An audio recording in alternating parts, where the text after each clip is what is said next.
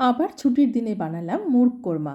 চিকেনকে শুধু ভালো করে ধুয়ে রেখে দিয়েছিলাম, ম্যারিনেশনের কোনো দরকার নেই। কড়াইতে সাদা তেলের সাথে 1 চামচ ঘি মিশিয়ে নিলাম। এই ঘি কিন্তু আমি বাড়িতেই তৈরি করি, যা আমি অনেক দিন আগেই শর্টসে দেখিয়েছি।